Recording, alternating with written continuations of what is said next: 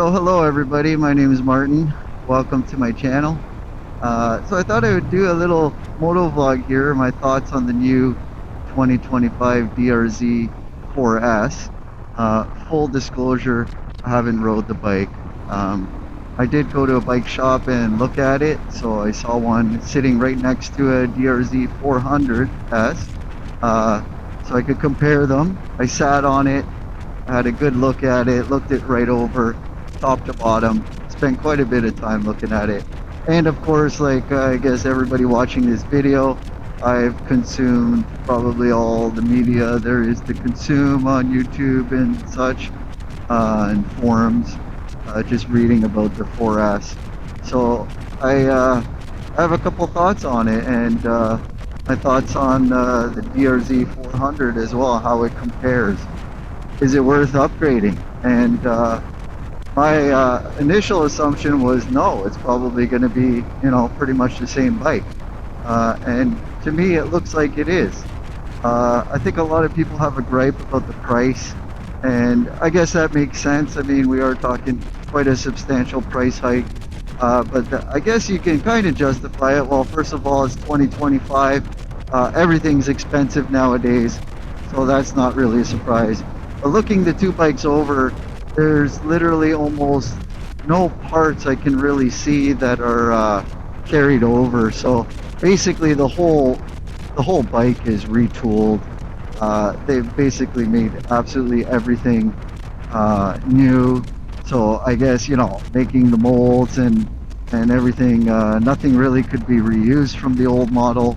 So I mean, you could justify the price with the, I guess, more advanced electronics, a complete redesign of the frame and the bike, the suspension, the engine is for the most part carried over with a lot of improvements like dual spark plugs and better valves. I believe they're I don't know, they're carbon or sodium or titanium valves, sorry. But yeah, I think they improve the engine a little bit for longevity, and we already know history showing, these DRZ400s are pretty much bulletproof to begin with. So we have a 25 year run of the 400, and so we kind of know, they are very reliable. There's a couple known problems, a couple in the early years, but nothing current, I don't think, other than your stator frying issues every 20,000 kilometers and stuff like that. So just a little bit of background. I don't know if you watch my other DRZ400S video where I'm talking about it's my favorite bike I've ever had, and that still rings true today. Not that it's that much longer since that video, but just I had a 2018 DRZ400, and I rode that about 20,000 kilometers, sold it and bought this one. So this one I bought brand new. This one currently has a little over 13,000 kilometers. So I've got over 30,000 kilometers of ride time on the DRZ4S, the 400S, sorry. So I think I could formulate a pretty good opinion on how they compare, and just looking at the new bike, I mean, it looks like they did a really good job. I mean, they modernized it. They re-released it to be whatever Euro 5 compliant with catalyst and ABS, and they, I guess, added a lot of ride modes, traction control. You can defeat the ABS for off-road. So those are all actually pretty good things. Do I really see the need for it? Not really. I mean, it's a 40 horsepower bike, around there, give or take. I don't see it getting away on me. Maybe for newer riders, I saw the new one has a gravel mode and all that kind of stuff. I guess for newer riders it might be good. ABS might be something beneficial. It can be defeated, so it'd be good to go off-road. The other gripe people have is the no sixth gear. Well, we'll touch on that a little bit later, but let me jump to a couple other things. So fuel capacity, I think, went down from 10 liters on the outgoing 400 to 8.7 liters on the new 4S. I think it would have roughly the same range. It might be a little more fuel efficient. I know they tweaked everything, so you might get a little, and from the reviews I've seen, there's a little more usable mid-range power. I guess the torque curve and everything seems to be a little better on the new one, but I guess that's arguable. How much really will it make a difference? I don't think that much. So there might be a slight loss in fuel range.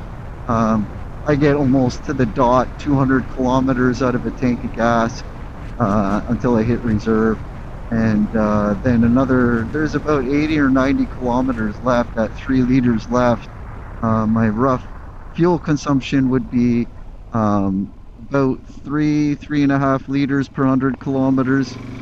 So yeah, I would say that that 3 liter reserve would give me another 80-90 kilometers. So about a 280 kilometer range is safe to say. If it's a long day of high-speed riding, it seems to consume a little more, and by high speed I mean like 110 kilometers per hour for like highway speeds. It does eat a little bit more gas, but I think the couple things that would kind of make me think that this bike has a slight advantage, and that is the weight. So we're going from 317 pounds, I believe this bike weighs, and the new bike is 333 pounds. So what is that, 16 pounds more? Doesn't sound like much, but it could be a little bit of a difference. Sitting on the two, I really couldn't tell. It could be that the weight distribution's a little bit better. Okay, so you're talking very marginal weight increase. I think the other, from what I've seen on other reviews, the 4S is a little less power, like a horsepower less or something like that, but they're claiming that the redesigned engine and I guess ignition system and compression ratio lends itself to be a little bit more tactable power in the usable range. So I don't know, maybe a little bit, but for argument's sake, the way I look at it, it's pretty much the same bike. It's pretty much just a modern interpretation of the outgoing 400S. So I don't think, I actually like it. I think it's nice. It's a little bit wider in the bodywork. I kind of like the aesthetics of this bike a little bit more. I like the square headlight. The new one has that kind of Cyclops headlight that's really, you know, a small little point. A lot of people don't like it. I don't mind it. I don't love it, but I think it would grow on me. I think I would be pretty happy with it. I would have no problem buying that bike to replace one of these, but I kind of actually really like this bike a little bit more. So, I mean, just aesthetically and the fact that I already have it, I don't really need all those ride modes and traction control, gear position and fuel level gauge. Those all don't seem like features that I really need that would make or break my decision between this bike and that bike. I think it's a nice, you know, modernization take on the 400S. I think it's a good step. It's nice to see that they kind of redesigned everything, but kept the DNA the same. So I think if you close your eyes and rode both bikes, you'd have a hard time telling which is which. I think that one's a little quieter. That's actually one thing I kind of like about this bike. I'm not really, you know, dying to swap out the exhaust aftermarket like I usually do. This bike has got a nice burble to it, especially on deceleration. It's got nice little pops and parts going on there, so it sounds really good. So I think the new bike is a little bit quieter. Okay, so, you know, whatever, probably sounds like a 400. It's the same motor basically. I think there's no reason to run out and buy one if you got one of these. It's basically the same bike. I guess the suspension is also upgraded, or maybe not upgraded, but, you know, newer, and obviously maybe performs a little better. I've never had a bottom out situation in this. going off-road or whatever. I don't think I'm riding at, you know, like skill level of a professional rider where I'm even going to use, you know, 80 or 90% of this suspension in any given situation. So the suspension being a little better, I guess that's a plus. You know, and then let's talk about that 6th gear. I don't know. This bike is perfect the way it is, and I guess that's why it's my favorite bike, because there's really nothing I want to change on this bike. I've done some mods to support, you know, comfort and convenience, and you know, your skid plate and hand guards, different bars, which I'd probably do all the same on that if I were to get one of those 4Ss. But I mean, really, the 6th gear debate, um, you know, is highway a place I want to be on this bike? No, I don't. It's even though yes, it revs very high, it'll do highway speeds all day. It'll do 100 or 60 miles an hour and the cruise at 70. It's just really revving high. It gets a little bit buzzy over that 100-kilometer mark, which is tolerable for a little bit, but not really something I would want to be all day. But that's not really my riding style. I kind of don't really like highway. Highway's kind of really boring to me. I prefer side roads and, you know, secondary roads like this. No traffic, no fighting against semis. But then we're gonna come to the point of weight, and this is a pretty light bike, like 317 pounds. The new one's 333 pounds. That's pretty light, and when you're going 100 kilometers per hour, you know, and on the highway get blown around by semis and their front of wind, you're getting blown around pretty good. The bike is not really that stable or happy as my other bike. Like I have a DR-Z4S that loves the highway. That'll do 120 kilometers or about 70, just almost 80 miles per hour all day, low RPM, no buzzing, and the bike's a lot heavier. It's 50 pounds more than this bike, so it feels planted. It doesn't get blown around by semis, you know, stuff like that. So it's not a highway bike, and putting a 6th gear on it wouldn't make it a highway bike, even just for the weight. So I mean, there's a compromise there. Do you want like an off-road bike, or do you want an on-road bike? And I think that if you pick the tool for the job, you know, if I'm gonna go on highway or very long high-speed sustained driving, I would definitely take my 650. If I'm going on you know, a nice leisurely back road cruise like this and a little bit of off-road mixed in or whatever, I'll definitely pick this bike. So yeah, getting back to that 6th gear, I mean, you know, that's not really my purpose for this bike. It's kind of like a back road ripper, you know, like an off-road, you know, you see some trails. It's pretty equally at home on the road as it is off-road. It's considerably lighter than the 650, the DR-650 that I have. But it is a lot taller bike, so I think the seat height on this bike is 37 something inches, so let's say 37, 38 inches. It's a full-size dirt, basically full-size dirt frame, so yeah, it feels a little bit more top heavy but more manageable at the same time. The ground does disappear really quick when you're off camber, off-road, but it's really nice on trails.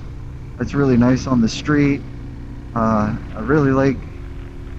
This is definitely my all-time most favorite bike that I've ever had. So just kind of ticks all the boxes for me, and I think that 4S would probably do the same. Again, the DNA is just literally identical to me. When I was sitting on both of them and looking at it and watching all the videos, I kind of think that we're talking about the same bike almost, just a little, you know, the next model. So it's just kind of like when cars are kind of have a mid refresh, a mid-cycle refresh. they're pretty much the same car with, you know, better dash, better bumpers, better headlights, or whatever. It's an incremental improvement to me, looking at that 4S, and you know, all the modern conveniences of like a fuel gauge, for example. Well, the DRZ4S actually has a kind of functional dash, or speedometer, and that is that you do have two trip meters here. So you got, you know, an A and a B, and you can also set them so that they're counting up or down. So for example, I could set my trip B to every time I refuel to count down from 200 kilometers per hour, so I know when I'm going to hit my reserve there. So, you know, what is the major advantage of a fuel gauge? I don't know. You get a fuel gauge, right? Like, I can still tell my range and very accurately predict when I need fuel. So I guess again, the ride modes and all that, is that going to be a game-changing options? To me, actually, probably a hindrance. I don't want ABS. I don't need traction control and riding modes. It's just, you know, not an overpowered bike where that's really going to be a factor. Like, I don't think this bike ever really got away on me, and when I want to spin the wheel, let's say in dirt or gravel, I spin the wheel. I don't need traction control to regulate that for me. Again, we're only talking 40 horsepower. On a much bigger bike, I think, yeah, that would be beneficial. And I guess all the riding modes and traction control and all that could be beneficial again to new riders. Those kind of driving aids, they do make the bike a little safer, especially if you're learning. You grab a handful of front brake and low side. I mean, I can see the benefit to that, but you know, I wouldn't have a problem owning that new bike or this bike. And actually, just, you know, like, I actually went a little bit crazy because I knew somebody that owned a bike shop, and I kind of had like an inside heads up about the new 4S. Speaking, I think he knew the Suzuki rep of Canada really well, and he talked to him, and he said, yeah, the new bike's going to be a lot more money, and you know, it's going to change. And so I actually picked up a brand new DRZ400, so the last model year, the 2024. So I got one mothballed in my garage, so hopefully I got a lifetime supply of my favorite bike. I think these typically go around, you know, 50 to 60,000 kilometers before needing probably some top end work, like heads, valves, cam chain, stuff like that. I don't know how long this bike's gonna last. It seems like some people have some very high mileage, other people don't. So I think, you know, I should have a good supply of DRZ4Ss for my riding career, and that kind of makes me happy. So the price increase, there is no justification. I'm actually glad I got that second bike mothballed in my garage, because I'm just so happy with this bike. You know, I already got 13,000 kilometers this season. Maybe a little bit of that is from last season, split across 3 bikes. I'm kind of racking up the mileage pretty quick, so I would say in about 5 years I should be at that 60K mark easily, and who knows, I might have to abandon this and hop on the new one, start fresh, keep this for parts or whatever. But yeah, hopefully that isn't too much of a rant. I really like this bike. I really think it's a really nice balance for the type of riding I want to do, and it just really ticks all the boxes for me. My absolute hands down favorite bike by actually quite a large margin. I can't say that I've had or tried or ridden another bike that I liked more than this bike. This is just such a fun bike. It's so responsive. It shifts so well. I hate a bike that doesn't shift good, and I've had a lot of them, unfortunately. But this bike just feels really tight. amazing suspension, great power. You know, there's really nothing I want to change on this bike for my kind of riding.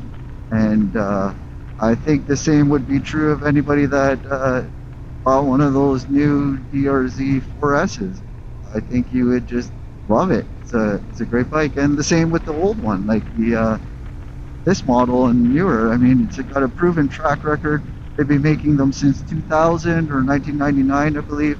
They've just been stamping them out, just constantly reproducing them. So, I mean, the price slowly increased, I guess, with inflation. But, I mean, you can obviously think that the price increase on the new one is 2025 pricing, retooling, remaking the whole bike, you know, not sharing any parts with the old bike, aside from some engine components and stuff like that, the frame, you know, fuel pump, all the ABS control, the electronics, all had to be made from scratch. So I can see how the price did increase substantially. So thanks everybody for joining me. I hope you enjoyed this video. If you have any questions about the DRZ4S, try my best to answer them. If you want to get in the comments and you know, leave a reply. Again, I think this is you know, I kind of fell upon it by accident, but it's really my favorite bike. um, I just love riding this thing. So yeah, those are my thoughts on the new DRZ4S. I wouldn't mind trying the Supermoto version of both of them and doing a comparison. And I guess one day I will have the opportunity to ride one of the new ones. They have a demo day. I think I missed it, but yeah, not really overly pressed to ride one. I got this. Feels like, looks like, and everything I've researched, the same bike. Anyway, I hope you enjoyed the video, and I'll see you guys later.